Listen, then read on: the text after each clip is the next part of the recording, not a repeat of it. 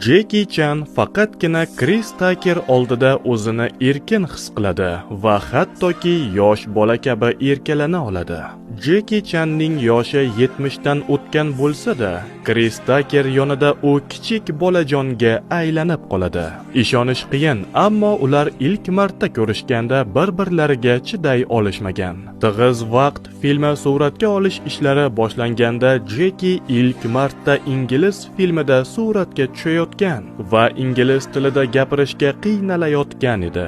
Chris esa ko'p improvizatsiya qilgani uchun Jackie uni tushunmay ko'p chalkashib ketgan. Chris Jackie'ni kam gap odam deb o'ylab, u qanday qilib aktyor bo'lishi mumkin degan fikrda bo'lgan. Til borasidagi devor borligiga qaramay, ular o'rtasida do'stlik munosabatlari tiklana boshlagan. Chris sababli esa Jackie'ni ingliz tilidagi tajribasi sezilarli darajada o'sgan. Mana nima uchun sahna ortidagi o'xshamagan kadrlarni tomosha qilish filmni tomosha qilishdan-da yoqimliroq. Xabarlarga qaraganda biz tez orada bu ikki afsonani yana bir filmda, Tig'iz vaqt to'r filmida birga ko'rish imkoniyatiga ega bo'lamiz. Jahon kino olamidagi eng qiziqarli ma'lumotlarni birinchilardan bo'lib kuzatish uchun Biz TV.uz Instagram kanaliga obuna bo'ling.